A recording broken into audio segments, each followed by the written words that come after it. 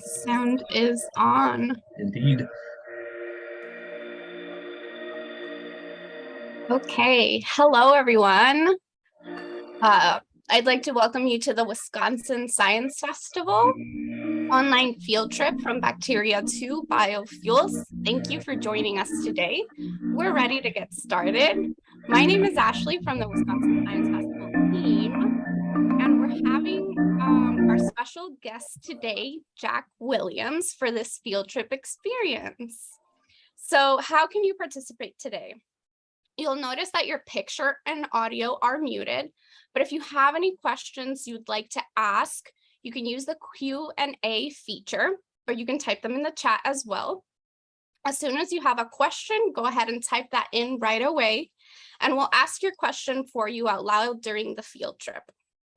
This field trip will be recorded, and as always, we ask that you do this and all activities at the Wisconsin Science Festival with a responsible adult. We'd also like to thank all of our sponsors and partners that help make the Wisconsin Science Festival possible. You can find out more activities and events during the festival at wisconsinsciencefest.org, including joining our Wisconsin Science Festival BioBlitz. With that, we're ready to get started. Go ahead and take it away, Jack. All right, let me just share my screen. Make sure everything is up and running. All right, can you see everything? Is that all good? Yes. Perfect. Then let's go ahead and get started. Good afternoon, everyone. Thank you so much for coming to my presentation. As Ashley so nicely introduced me, my name is Jack Williams, and today I'll be giving you all a presentation entitled From Bacteria to Biofuels. Before I get started, I just want to briefly apologize. I've been a little sick, so if I have to step away for a moment, it shouldn't be more than just a second to help make sure that this presentation goes as smoothly as possible. Over the course of this presentation, I have three major goals. I hope to introduce you all to me, tell you a little bit about myself and who I am and what I do outside of my lab, give you all a virtual tour of our lab space and the sort of instruments and things you can find inside of it. And then finally, I want to tell you all about the science that I do and sort of frame this discussion of my work through the idea of what does a week in the lab look like for me as a microbiologist and as a young researcher in science. So hopefully that sounds all exciting. So let's go ahead and get started with introduction. As I mentioned before, my name is Jack Williams, and I am what's called a post-baccalaureate researcher, or a post-bac, as a part of the Daniel Amador Noguez Lab, or the DAN Lab here at UW. What that means is that I finished my college degree about a year and a half ago, and I've been working as a researcher ever since, building up my experience and skills before applying to grad school. My undergrad institution was Carleton College, a small liberal arts college in Minnesota that I highly recommend if anyone's interested, where I got a degree in chemistry and a minor in biochemistry. Before I went to Carleton, I grew up a little bit of everywhere. You can see a picture of my family there. Me on the left, my little brother, my mom, my sister, and my dad. My parents are Air Force doctors, and so I grew up sort of all over the US. I was born in California, but I lived in Florida, Nevada, Maryland, Wisconsin, and Minnesota sort of over the years of growing up in my life. Outside of the lab, I have a variety of other interests. When I want to get outdoors and do something outdoorsy, I'm a big fan of hiking. There's a picture of me at Devil's Lake. I have loved running distance since I was in middle school. And recently, I've picked up a little bit of rec volleyball with a few friends of mine. Outside of lab, when I don't want to be quite so outdoorsy, I prefer some other indoor activities. I'm a big fan of reading science fiction and fantasy novels. My roommate and I have a collection of the whole Dresden Files, for example. And I have what some would consider probably too large of a collection of board games that I love to teach and to play with many of my friends. You can see a few of them there. So hopefully you've now been introduced to a little bit about me, but you're here for the science. And so let's get right to it with a little tour of our lab. Now, in a perfect world, we'd be able to take you all here in person and you could see the lab yourselves. But because this is a virtual tour, I want to try and walk you through the lab the same way that I would if you were here in person. So you would have had to arrive at UW's campus, and you would have made your way to the Microbial Sciences Building, or MSB. You can see a picture of here. Our lab is on the 6th floor of the building. So you'd have to go in, take an elevator all the way up, and then walk down what is a relatively long hallway until you would arrive at our lab space, which you can see a video of here on the right. In front of our lab, you'll see there's a bunch of posters. These are generated by former and current members of the lab, and they're part of how we talk about our science. You'd then make your way over before reaching the sort of door to enter our lab, which, like most of the labs in the building, is keycard accessed. Once we were there, I'd let you all in, and we would enter into the hallways that connects our main lab space. Now, our lab consists primarily of two major experimental spaces, and the hallway connects both of them. In front of us, we're going to enter into the instrument room in just a little bit. But if we were to turn a quick left, there is a hallway that connects our lab with a number of other labs, as well as the second experimental space that I'll be showing you all in just a little bit. Now, this hallway doesn't just serve a purpose to connect the various different rooms in our lab. It also serves as the place where we store the majority of our samples. So as a microbiologist, we work with a lot of different bacteria, and we want to make sure those bacterial strains are safe and consistent over a variety of experiments. So we have a number of fridges and freezers like the ones pictured here that we use for a variety of our experiments. Now, these fridges and freezers are going to be pretty similar to ones that you probably have interacted with in your home, except that ours are perhaps a little more heavy duty. A lab freezer like the one I showed you a picture of, or a video there at the end, keeps our samples at a chilly -80 degrees Celsius, whereas your freezer at home keeps your freezer at -18 and your regular fridge space about 1 to 4 degrees Celsius. The reason we need our temperatures to be this low is, as I mentioned, we work with bacteria that can grow in a variety of conditions. And keeping them at -80 degrees Celsius is our way of guaranteeing that our samples are going to remain the same, and they're going to stay sort of in a cryogenic state until we're ready to use them. Along with this, we also use a variety of chemicals that benefit from being stored at lower temperatures. And so laboratory freezers like this are vital for us to be able to continue our work. Now that you've all been introduced to a little bit of our freezer space, let's enter into the first of our two main rooms in the lab. Pardon for the camera work, I did this all by hand as best I could.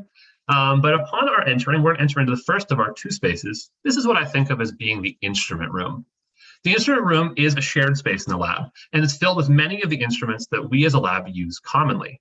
Like most of our lab spaces, you can see that it is full of all sorts of different machinery and also reagents and tools. And as we make our way counterclockwise around the room, we're going to pass by an extra freezer, and we're going to make our way to one of the instruments that is most commonly found in microbiology labs that you probably recognize from maybe movies or television, which is an anaerobic chamber like the one you can see in front of us.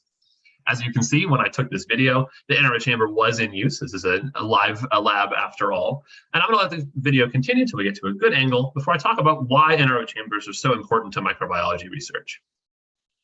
As you might expect, the reason we use anaerobic chambers is because bacteria live in very different conditions than you or I do. Whereas our atmosphere, the Earth's atmosphere, is about 78% oxygen, 78% nitrogen, I should say, 21% oxygen, about 1% other gases. Bacteria are much more happy in a variety of other conditions. And as microbiologists, we want to try and grow our bacteria as best we can by putting them in the conditions where they're going to be the happiest. In the case of this particular anaerobic chamber, we keep it at an atmosphere of about 90% nitrogen, 5% hydrogen, and 5% carbon dioxide. Now, I don't know about you, but I certainly couldn't breathe that atmosphere. So the anaerobic chamber serves as a barrier that allows us to protect the bacteria from our atmosphere and our atmosphere from bacteria's, allowing us to be happy, continue our work, and the bacteria to grow as efficiently as we want them to. It also serves as a temperature barrier. While I think we could all survive at about 30 to 37 degrees Celsius, there are a variety of bacteria that are happier at much higher temperatures than you or I live in. And equally, there's bacteria that are happy at substantially lower temperatures. So the anaerobic chamber allows us to maintain our conditions while still being able to give our bacteria the conditions that they need to grow and to thrive. So now that you've been introduced to the anaerobic chamber, we're going to go ahead and continue our tour, continuing counterclockwise around that same room we've been in.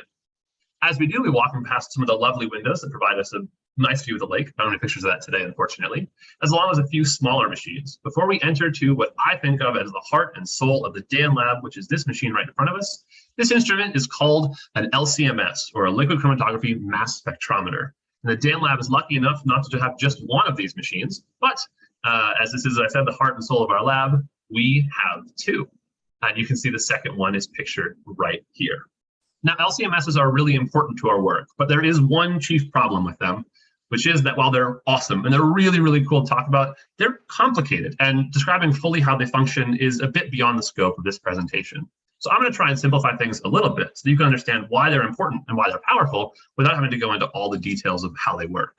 First, we're going to take this name, we're going to simplify it down just an LCMS. That's what we call it in the lab, and it's the most common description of it. And then we're going to take this relatively complex diagram of how it works, and I'm going to simplify it a little bit. At its core, an LCMS can be described as a machine that takes a complex mixture, separates it into its various chemicals, identifies those chemicals for us, and then gives us final mixture data. And that's really useful because as microbiologists, we're interested in all of the little details and all of the small changes that happen within bacterial cells.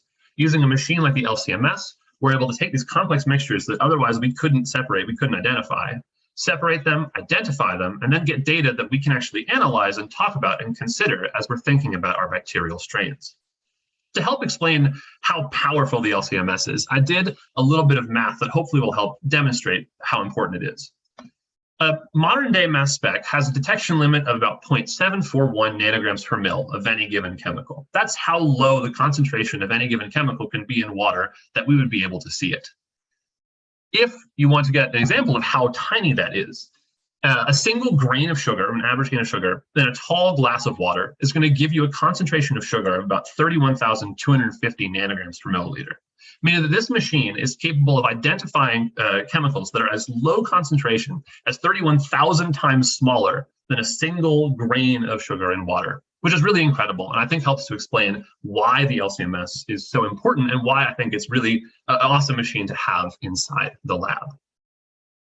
Okay, hopefully you've been as impressed with the LCMS as I am, in which case we're going to continue our tour to our final stop, which is to enter into the last room of the lab.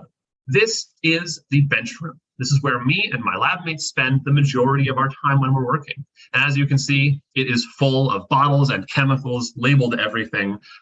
This space is busy and everyone has their own space inside of it. But this is really where a lot of our work gets done on a day-to-day basis. There's more here than I have time to explain, but I'm just going to have the camera go along until we arrive at my bench. Again, pardon the mess. This is a lab in active use. We're going to arrive at my bench right here. And you can see at my bench maybe a couple of things you might recognize from your science classes. I've got a set of microbe headers that I use for a variety of my work. You can see that I've got gloves. We passed by a lab coat, and I have a pair of goggles. All these things that I wear and use when I'm working at my bench to do a wide variety of microbiology work. And that is a tour of the majority of our lab space. Hopefully you've got an idea now of what type of area we work with and the types of instruments in particular that we'll be using in the experiment that I'm going to talk about later on in the presentation.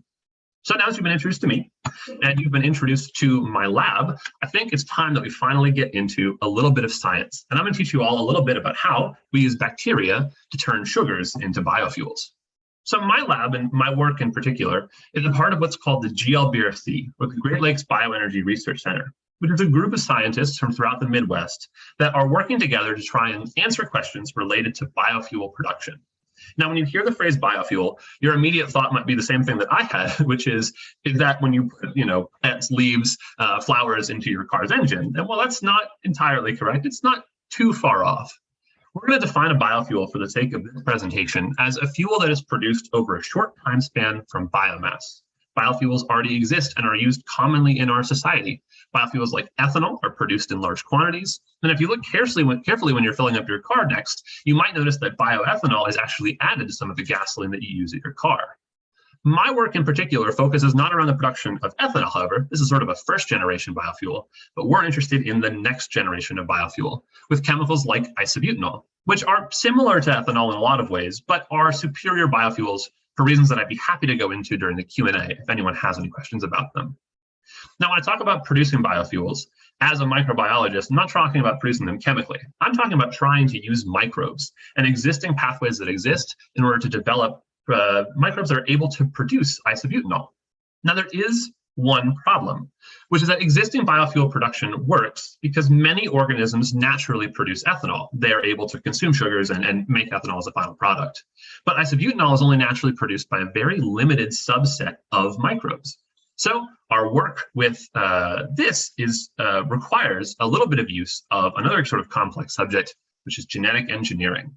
Since our microbes don't naturally produce isobutanol, we have to engineer a variety of microbes in order to produce it for us. And when you think about genetic engineering, you probably think about making plasmids, modifying DNA. I think that's all very reasonable. But for the sake of this presentation, I'm going to try and simplify genetic engineering into a metaphor that worked really well for me when I was learning about genetic engineering as a topic, which is that I'm going to ask you all to bear with me on a metaphor here. I'm going to ask you to imagine that a bacterial cell, for the sake of biofuel production, is basically just a tiny factory. When we think about factories, you imagine that a factory is able to take a variety of inputs. Let's say for this car factory, for example, it's going to take inputs of glass, metal, and rubber. And it's going to make modifications to them with a variety of machines. It's going to end with the production of final products, like this car, and waste products, which could be any number of different things. Similarly, when I think about cells as tiny factories that consume inputs like sugars, nutrients, and vitamins, that modify them using cellular machines, which are called proteins, and that is able to give us final products like ethanol, or hopefully, fingers crossed, isobutanol, and also, of course, waste products as well. When we think about genetic engineering, what I think about is taking existing machines that are present in our factories and changing them. Maybe we're going to teach a factory to make a new type of machine that's going to allow this factory, which used to produce cars, to now produce bicycles as well. They're not too far apart from one another. Maybe we can install a new machine that makes bike chassis, and we can reuse the machine that makes wheels. Similarly, if we were to make this factory produce bicycles, we might have to remove some machinery too. We might want to take away the machine that makes engines. It's the same idea with genetic engineering. What we're doing is we're providing cells with new proteins to make what we want and removing proteins that make things that we don't want, or perhaps modifying proteins that already exist. And by doing this, we can modify the things that our cells consume and the things that our cells produce, which is how we get bacteria that don't naturally produce isobutanol to eventually produce isobutanol. Now, this is great, and genetic engineering is really powerful, and over the past couple of years has just continued to expand in its opportunities. But there is one problem, which is that while real-life factories, the metaphor I'm using for this, are big, and you can walk in and say, that machine is working great, that one's not working, we need to adjust these things. The problem is that cells are really, really small, and they're hard to look at. And the other problem is that proteins, those molecular machines, are really similar to one another. They're difficult to separate out, they're difficult to identify, and so when we do genetic engineering, it can be hard to tell if the new machines we've added are doing what we want them to do. So the solution to this problem is the specialty that my lab does more than anything else, which is an area of science called metabolomics. Now, you've probably never heard this word before, but I think you've probably all heard the phrase metabolism. And metabolomics can be summarized as the study of metabolism. We're going to define metabolism for this presentation as the processes or chemical reactions that allow an organism to break down nutrients and convert them into useful chemicals or chemical building blocks. Think about metabolism as the processes that take place when you eat food. If I eat an apple, how does that apple become the nutrients, the energy, the other molecules that I need in order to survive? That process is called metabolism, and it is a process. There are many steps along the way as every bit of that apple is broken down into something else, into something else, into something else, and built up over time. Each of those intermediates along this pathway, all those things that get built along the way, we call metabolites, and they are the intermediate chemicals produced and consumed during metabolism. To go back to our factory metaphor, you might think about a metabolite in a factory as being something that's built along the way to our final product. To go back to our car metaphor, maybe a car metabolite would be a windshield or a half-finished chassis. Metabolites can even be things that are eventually going to be removed from the factory or just be taken out as waste. Maybe metal shavings is an example of one metabolite. The advantage we have in studying metabolites over proteins is that each of these metabolites is chemically very distinct from one another. They're unique, they are low concentration, but they are identifiable, which is great. And when we have a machine like the LC-MS that I described earlier, that's really, really good at separating out unique chemicals, even if they're really low concentration, we have an opportunity and we have a tool to be able to better understand our system through the study of metabolomics. So you've all been given enough background. So let's talk about what experiment I'll be answering through this week in science. You'll be walking along with me. For this experiment, I've developed two strains of our bacteria. Strain number one is a wild type strain or a normal strain. It's going to take glucose, it's going to consume it through a variety of product processes, and it's going to finally make ethanol. Our second strain is going to be our experimental strain. It's going to consume glucose, turn it through a variety of products, and then eventually it's going to make isobutanol. We've given it new machinery for it to work with, and we're curious to see what will happen as it works with that machinery. Now, of course, we don't know if that machinery is going to work, and it's hard to see. So we're going to look at the metabolites and its metabolomics in order to understand what's going on. Our big experimental questions that we'll be asking in this particular experiment are, what happens to metabolism after we activate isobutanol production? What differences are there between the metabolites in these cells? Next, do any metabolites increase a lot, and which ones do? And then which metabolites decrease the most? And hopefully through answering those questions, we can better understand what's going on in this system as a whole. All right, you've got a bit of background, you know about our experimental questions, so it's time to start our week. Not on a Monday as you might think, but unfortunately the microbiologist's week starts on a Friday, because one of the benefits and one of the difficulties of working with living organisms is you are always on their time scale, and microbes take time to grow. So we start experiments on Fridays so that we don't have to be constantly keeping an eye on our bacteria throughout the weekend. To begin with, we're going to take our cells down to the freezer that I showed you all earlier, and we're going to grab a screw top cap, which contains our bacterial samples in the sort of cryogenic state I was talking about earlier. We'll use a sterile stick in order to spread some of this bacterial culture onto a petri dish, and then we'll pop that petri dish into the incubator. And if everything has gone planned, these bacteria will grow over the weekend. We can come back in on Monday and, fingers crossed, have a fully grown bacterial cell, or culture, I should say. So Friday is over. We'll move on to Monday, where if we've come in and everything has gone as planned, which thankfully it did, we're going to have a plate that looks a little something like this. Hopefully this comes across well to you all, but what you can see is that on this plate, which has previously had no cells on it, you can see a number of dots of a pale color, which each represent a single bacterial colony. Now that bacterial colony is made up of millions and billions of cells, all of which are direct copies of an original progenitor cell that landed there when we were streaking it out. Now, if everything has not gone to plan, this won't have grown, or it'll have grown less than it's supposed to, but that's okay, we still have a little bit of time. While our bacteria are finished their final growing, we're also going to prepare all the glassware that we need for our experiment. The secret to good science is good labeling, and while the experiment that I'll be showing you this week is not quite as sophisticated as this one that I'm showing you here, it has similar ideas as far as gathering glassware and making sure they're in the chamber and ready to go before our experiment. Next, on Tuesday and Wednesday, our job is primarily to make sure that our bacteria are growing normally. We want to make sure that they're growing consistently and they're growing the way that we expect them to, so that when our experiments come around, we're not conflating results from weird bacteria and the actual experiment that we're trying to do. To do this, we're going to inoculate a variety of cultures with our bacteria. Inoculate is a fancy science word that basically just means to add cells to a culture. On the left here, you can see a picture of a culture that has not had any cells added to it. You see that the media, or the growth location for our bacteria, is clear. After inoculation, at about 24 hours of growth, you can see that that media becomes a nice sort of pale yellow color, and you can see bubbles where our cells have produced carbon dioxide and it's filling up the water with a little bit of carbonation. If everything goes to plan, then these days are pretty straightforward. We're going to just keep inoculating our cultures to make sure that our bacteria are growing as normally as possible before the big day, which is Thursday, which is our big experimental day.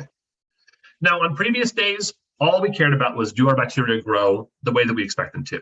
But on Thursday, we have to keep a careful eye on our bacterial growth, because we want to try and catch our bacteria right at the middle, sort of the midpoint of their growth. And I'll talk about why that is in just a second. To do this, we're going to use an instrument called a spectrophotometer, which you can see here on the left, which is something that you may interact with in your labs in middle school and high school. Spectrophotometers allow us to pass light through samples and then measure how much of that light actually makes it to the sample, and then use the difference in those lights to help us identify how many cells are present within a culture. This gives us a value called an OD. And what we're looking for is a culture with about a middling OD, about halfway through where they started and where we expect them to finally end at. Once we find the cells at this value, we're going to perform what's called a metabolite extraction. And I've got a video of that protocol, courtesy of my lab mate, Devin. Now, for this protocol, what we're going to do is that Devin is going to use a pipette gun, like the one you can see here, and he's going to take up about 10 milliliters of bacterial culture. Once he's got them, he's going to quickly apply them to a filter. He's going to quickly apply them to a filter, which you can see right here. Now, this filter is relatively similar to a coffee filter or any number of other kinds. Its job is to separate our cells out from the media that they grow in. This will allow us to perform an extraction on just the cells and not get any of the sort of excess stuff from the media around it. After Devin has dropped all of the cells and passed them through the filter, he's going to grab a pair of tweezers and he's going to carefully grab the edge of this filter. In doing so, he's trying to get the filter but not touch any of the cells. And then he is going to pick it up and very carefully place it cell side down inside of a petri dish that prepared beforehand down here. Now, this petri dish is empty, except that it is filled with what we call extraction solvent, which is a mixture of chemicals with three purposes. First, it's going to instantaneously burst the cells. It's going to stop them from doing anything else so that they can't make any more modifications to our metabolites. Next, it's going to stop all those cells' proteins. We don't want them to make any changes. We want to catch a snapshot of exactly what's going on with our metabolites. And third, and finally, it's going to keep our metabolites stable and safe until we're ready to run them, and put them in a liquid that allows us to be able to run them more easily on our mass spec. If everything has gone as planned, and it has so far, then we'll be able to take this extraction solvent and run it on the mass spec that we talked about earlier. That extraction solvent is basically a complex mixture, and that complex mixture will be separated, identified, and that mixture data spat back out to us so that we can understand it and try and figure out what's going on within this particular bacterial system.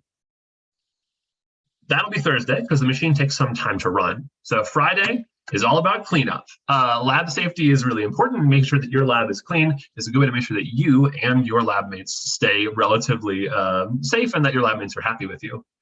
The machine is going to give us data that looks something like this to begin with, and we're going to make some modifications to it to give us data that looks like this. Each of these peaks, as you can see in the data, corresponds to the mass spec observing a given chemical at a given time. What we can do is we can use a little bit of calculus to calculate the area underneath these peaks in order to get an idea about how much signal or how much of a given chemical was present in our mixture. By comparing these chemical values to one another, we can start to understand what's going on in our bacterial system. And I'm going to show you just two chemicals to hopefully help you get an idea of how we look at this data. For the sake of these results, we're going to be looking at two chemicals, ketoisovalerate, or KIV, and KDPG. These chemicals come from different steps along our isobutanol production pathway. And we're going to be comparing how much was produced in the isobutanol generating strain and how much was produced in the ethanol strain for each of these. For each of these bar charts, we're looking at fold change, which means that I'm just comparing how much ethanol signal there was to how much isobutanol signal. So because it's at 16, it produced 16 times as much signal in this strain as it did in this one. So let's look at our results. First, we can see that ketoisovalerate is produced by a huge margin more in the isobutanol generating strain than in the ethanol strain, 16-fold change, which is very large. Now, what that tells us is maybe a couple of things. For example, I know that ketoisovalerate is a chemical that is produced a lot more in the isobutanol generating strain. That tells us that the machine, the protein that generates this, maybe is working too fast, or maybe the protein after it is working too slowly. In contrast, when we look at a molecule like KDPG, where you can see that there is about half as much KDPG in the isobutanol generating strain as there was in the ethanol strain, we might say that this is interesting because KDPG is a molecule that comes along early in the pathway. It's before we made any changes. So maybe we're observing an echoing change as a result of something else that's going on in the system. Or maybe we're applying too much of a drain to this chemical. By looking at these types of questions, for every given molecule that we can see within our cells, we can start to get an idea of what's going on in our metabolism. And it can help us to sort of think about what changes we might want to make to this strain in order to make it better in the future and to understand how the changes that we did make are affecting its metabolism. Now, after an experiment like this, my favorite part is to think about what are the next questions? What are the things that this experiment makes us want to ask? For me, it's things like, are these changes temporary or permanent? If I let my bacteria grow for even longer, would I see the same changes or different ones? Do these changes happen early or late in the culture's growth? I told you all that we took these samples at about the middle of the growth phase, but would we see the same changes early and late in their phases? That might be an interesting thing to study. Do other strains that we've made exhibit similar or different metabolic changes? If we see that all of these strains show lower KDPG, for example, that tells us something about our overall systems. I'm going to take a quick drink of water, but while I do, I'm going to ask you all, what questions do you think of? What sort of questions would you like to ask about the system? Use maybe some of the tools, or maybe using some of the things that you've studied in your science classes.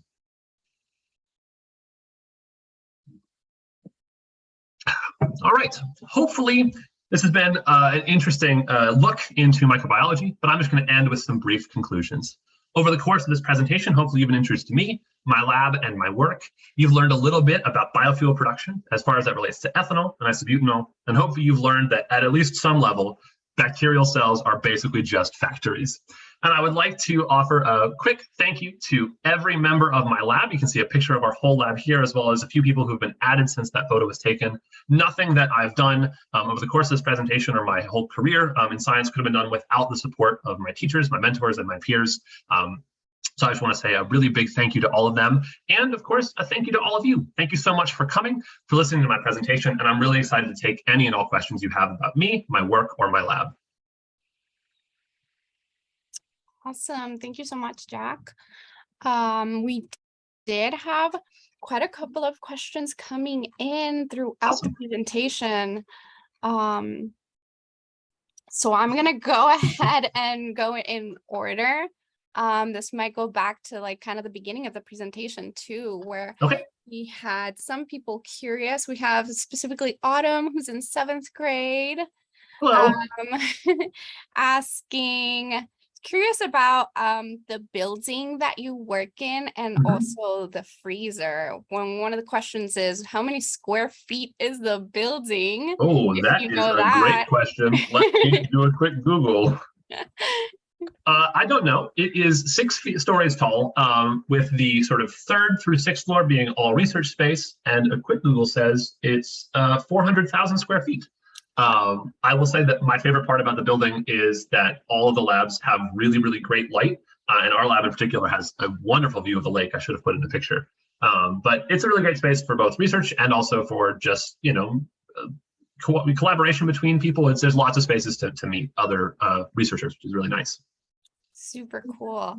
Also curious about the -80 freezer that you have. Like, how many samples on average are kept in that freezer? Ooh, that is a great question. I mean, there are probably thousands of samples in each of those freezers. We store them in very small vials. I think that the vial I showed you a picture of is only about this big.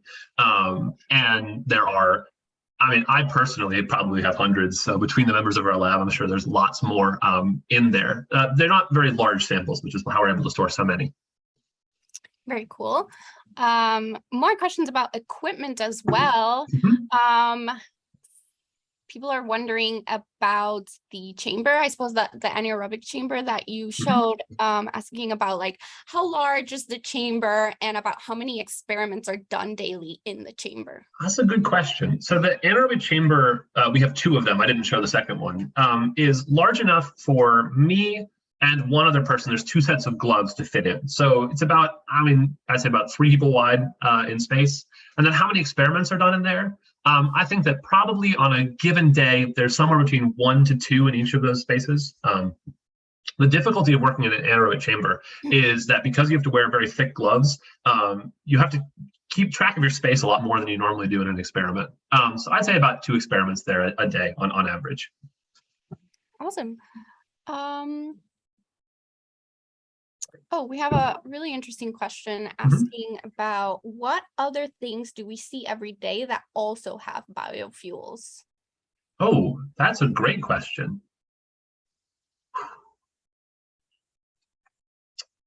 And it's one that I don't know the full answer to. I would guess that anywhere that you see something that's gas powered, there's probably some portion of that is powered by bioethanol at this point. One really interesting area of biofuel work that is really taking off in the past couple of years is trying to use biofuels as aviation grade fuels. So using biofuels in planes. And I wouldn't be surprised if in the next couple of years we see a lot more of that developing, something to keep an eye out for. Awesome. We do have people interested in like, you showed your bench space and there was like a ton of bottles on there. What are those things in those bottles that you have? Yeah, so we work with a bunch of different bacteria, and while I work with one strain in particular, that means that you have to grow them in a variety of different conditions. They have, as many things that they eat and as many conditions that they grow in as there are bacteria. So it's lots of, solutions of the right salinity and the right pH for them to be happy, additional vitamins and minerals that they need to survive. And then when you make those things, you don't want to get rid of them because they can be hard to come by or difficult. So a lot of that storage space is made with things that I don't necessarily use every day, but I'd be really happy to have on hand when an experiment comes up that's exciting or that's interesting to appear. Oh, here's a interesting question also about the chamber. What would happen to the chamber if it was punctured? That is a good question. Our labs are equipped with a really awesome, air control system that regulates the air quite quickly and actually refreshes the whole air in the entire lab every 10 minutes, which is really great. So if the chamber was punctured, probably we would have to leave the lab for a little bit to allow the air to sort of settle and figure out. But because the atmosphere within it is almost entirely inert, there would be no real consequences. It would just be something that you need to be aware of and be careful about. So we work really hard to make sure that nothing sharp and nothing hot ever goes in the chamber if we can avoid it. Awesome. So, this is a good one. What do you see as the future potential applications of this tech over the next 10 to 20 years? That's a great question. I think that, if everything goes as well as it should, I would like to see the sort of, rise of industrial production of isobutanol in the same way that ethanol is currently produced.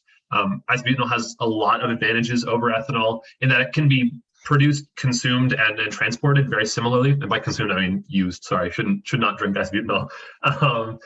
In the same ways that gasoline is. So, I would like to see, greater use of it. And then, like I mentioned before, the thing that I'm most excited about with biofuel research is using biofuels to make aviation fuels. It's something that's really, really cool and exciting. It's something that I don't do personally, but other members of my lab have been adjacent to.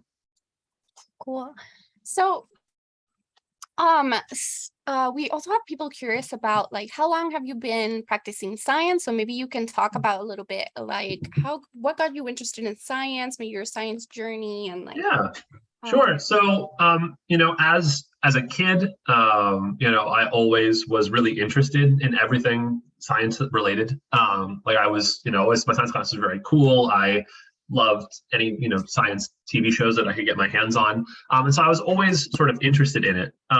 But I really decided that I wanted to sort of pursue a career in science when I was in college. And I would go to my classes and I would come out of them and go to my classmates who weren't science majors and spend, meal times explaining to them the cool new thing that I just learned. Because for me, the best part of science is not just learning about stuff, but being able to share it with other people is really exciting. It's really fun.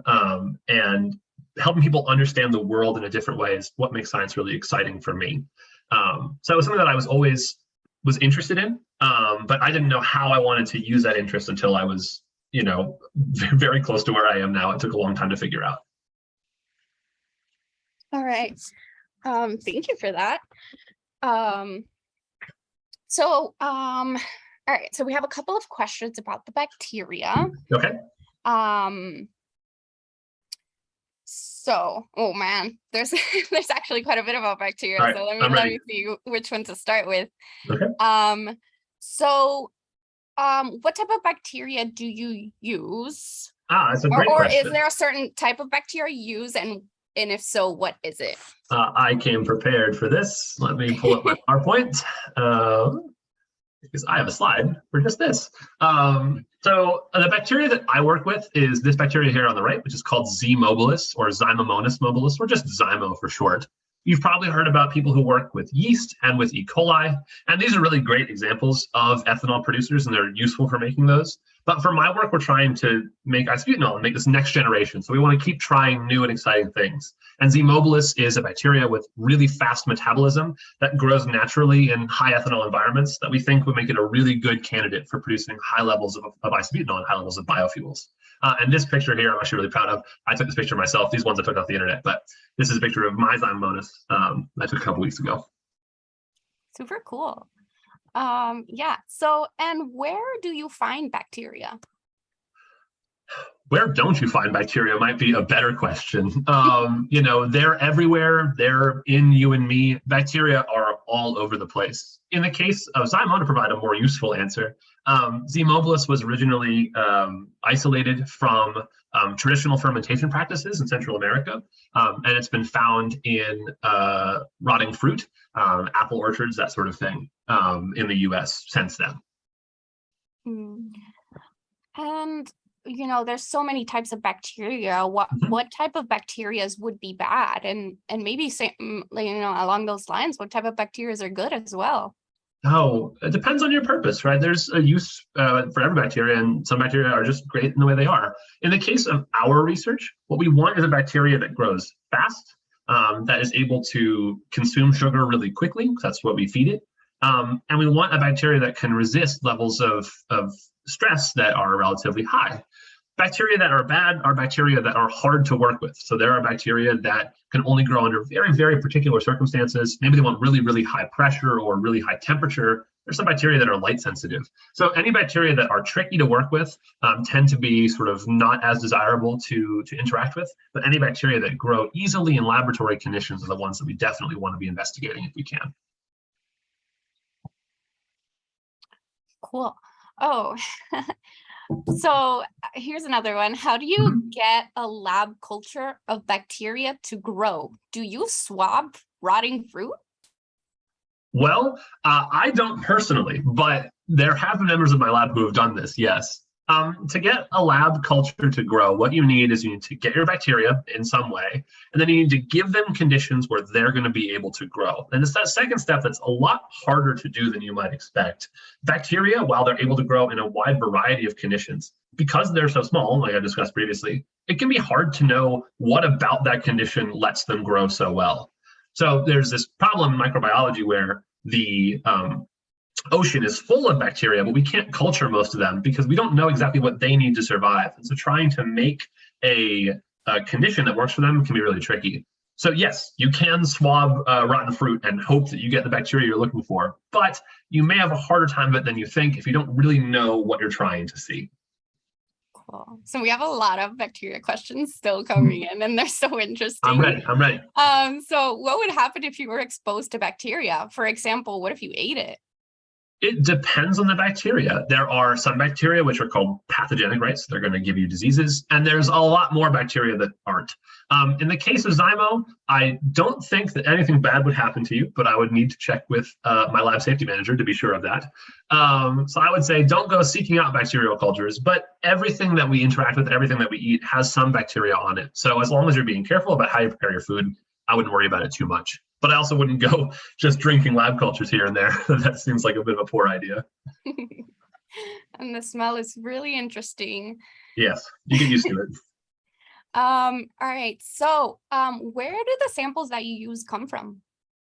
I believe that the samples that I used were derived from, that's a great question. I suspect that my particular cultures were originally derived from some rotting fruit, but my strains have been modified. Like I said, they're genetically engineered. So it's probably more accurate to say that they've come from other labs within the GLBRC. Okay, cool. We also have Autumn saying thank you so much for answering all the questions. And then we do have a question about how many mixtures would go into the machine. It depends on how big the experiment is. For a small experiment like the one that I described there, that's probably about 6. You want to do things in replicates so that you can make sure they're consistent results. For larger experiments, like one that I ran last week, you're looking at more like upwards of 60 to 70 samples. It just depends on how many things you're trying to compare to one another and how big your experiment is overall. Very cool. All right, so we have a couple of minutes left. So let's see.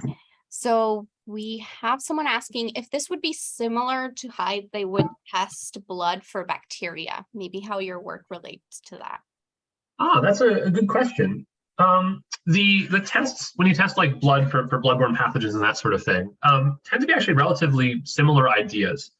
What we do in those types of experiments is you take a petri dish, right, that has something selective about it, a condition that only allows certain bacteria to grow, and then you see if those bacteria do grow there. So in the case of my petri dishes, I've pre-selected. I know exactly what I'm putting on it. I know how to make sure that only that grows there. So actually, there's a lot of overlap between those ideas. But in a perfect world, I'm only ever putting one bacteria onto my cultures, whereas with blood testing, you're trying to test for a lot of things simultaneously. Cool. All right, so I think we have time for one more question. All right. So what would happen if you mixed bacteria together? It depends on the bacteria, I suppose. If the bacteria could coexist, they would both grow up until they couldn't. That's probably what would most likely happen. There are some bacteria that have natural defense mechanisms that might result in them just destroying or diminishing the population of the other bacteria. In the case of my bacteria in the lab, I suspect that most of the bacteria I work with couldn't survive the conditions that my strains produce. So probably one of them would grow a little bit and then promptly die off, and the other one would grow up to where it's normally supposed to go. All right. Well, thank you so much, Jack, and thank you everyone so much for joining us at the Wisconsin Science Festival. Thank you to our field trip presenter, Jack, of course. A recording of this field trip may be available, and we will follow up with teachers about that. Remember that the Wisconsin Science Festival continues with events hosted from organizations across the state that you can participate in. Just check out wisconsinsciencefest.org for more fun science. All right, thank you all so much for tuning in. Have a great day.